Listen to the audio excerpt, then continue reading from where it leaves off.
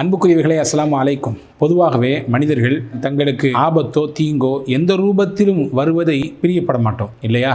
ஒரு ஆபத்தில்லாத எந்த ஒரு தீங்கும் தங்களை தீண்டிவிடாத அளவிற்குண்டான ஒரு பாதுகாப்பான வாழ்க்கை வேண்டும் அப்படின்னு சொல்லி எல்லாருமே நினைக்கிறோம். நபிகள் நாயகம் ஸல்லல்லாஹு அலைஹி வஸல்லம் அதற்கு மிக எளிமையான வழியை கற்றுத்தர்றாங்க. டெய்லி காலையில் ஒரு 3 தடவை நபிகள் கற்றுத்தரக்கூடிய ஒரு சின்ன பிரார்த்தனையை சொல்லிக் கொள்ளுங்கள் போதும். அதே மாதிரி மாலையில் அதே வார்த்தையை 3 தடவை சொல்லிக் கொள்ளுங்கள் போதும். உங்களுக்கு இறைவனின் புறத்திலிருந்து மிகப்பெரிய பாதுகாப்பு கிடைக்கும். மட்டுமல்ல, நீங்கள் எந்த ஆபத்தை நினைத்து தீங்கை நினைத்து அச்சப்படுகிறீர்களோ அந்த அச்சமெல்லாம் அந்த தீங்கெல்லாம் உங்களை வரவிட. Karim's biryani paradise at Liberty and catering services, கோடம்பாக்கத்தின் அறுசுவை அடையாளம். விடாமல் அந்த வார்த்தைகள் தடுத்து நிப்பாட்டிவிடும். நான் பின்னால் கடைசியிலே சொல்லுவேன் அந்த வார்த்தை என்னவென்று. அதற்கு முன்னால் இதனுடைய பலனை புரிந்து கொள்வோம்.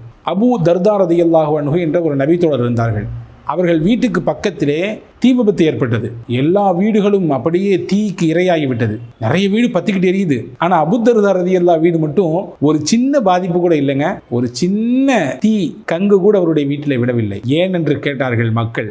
அபூ தர்தா ரலியல்லாஹு சொன்னார்கள், நான் நபி கற்றுக் கொடுத்த அந்த வார்த்தையை ஓதினேன் என்றார்கள். இந்த ஹதீஸின் அறிவிப்பாளர் சுஹைல் இப்னு அபி சாலிஹ் என்பவர். திர்மிதியினுடைய விரிவாக்கத்திலே வருகிறது, நாங்கள் எங்கள் வீட்டிலே நபிகள் கற்றுக் கொடுத்த இந்த துவாவை, இந்த வார்த்தையை நாங்கள் எல்லோரும் சேர்ந்து ஓதி வந்தோம். ஒரு நாள் ராத்திரி எங்கள் வீட்டிலே வேலை செய்த ஒரு பணிப்பெண்ணுக்கு தேள் கடித்தது. தேள் கடித்ததினுடைய கொஞ்ச வலியை கூட அந்த பெண்மணி உணரவே இல்லை. காரணம், நாங்கள் ஓதிய நபி கற்றுக் கொடுத்த அந்த வார்த்தையினுடைய பரக்கத் என்று அந்த சுஹைல் இப்னு அபி சாலிஹ் என்று சொல்லக்கூடிய அறிவிப்பாளர் சொல்கிறார். நபி ஸல்லல்லாஹு அலைஹி வஸல்லம் இடத்திலே ஒருவர் வந்தார். வந்தவர் சொன்னார், யா ரசூலல்லாஹ், நேற்று ராத்திரி என் வாழ்க்கையிலே அந்த மாதிரி ஒரு தேளை பார்த்ததே இல்லை. பிரம்மாண்டமான தேள், அது என்னை கொட்டி பிடிச்சி அப்படின்னாரு. ஸல்லல்லாஹு அலைஹி வஸல்லம், இந்த வார்த்தையை நீ சொல்லியிருந்தா, இந்த துவாவை கேட்டிருந்தா, நீ அதனுடைய தீங்கிலிருந்து பாதுகாப்பட்டிருக்கலாமே. உன்னை அந்த தேள் கொட்டாமல் இருக்கும். அப்படியே கொட்டியிருந்தாலும் அதனுடைய பாதிப்பு உனக்கு ஏற்படாமல் இருந்திருக்குமே அப்படின்னு சொல்லி அவருக்கு சொல்லிக் கொடுத்தாங்க. பிரபலமான ஒரு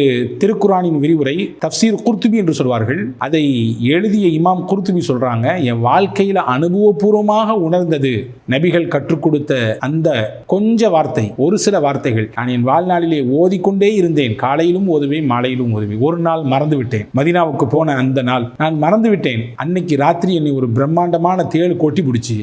ஏன் இப்படி கொட்டிச்சு? இத்தனை நாள் எனக்கு எந்த பாதிப்புமே இல்லையே என்று யோசிக்கிற பொழுதுதான் நான் புரிந்தேன், இன்னைக்கு ஓத வேண்டி அந்த வார்த்தை ஓதல. நபிகள் கற்றுக் கொடுத்த அந்த வார்த்தையை நாம் ஓதவில்லை, எனவேதான் கொட்டிவிட்டது. நான் ஞாபகம் வந்தவுடன் மறுபடியும் ஓதிக்கொண்டேன் என்று இமாம் குர்துபி சொல்றான். இவ்வளவு பாதுகாப்பை தரக்கூடிய அந்த வார்த்தை என்ன? ரொம்ப கஷ்டமான வார்த்தைனா இல்ல.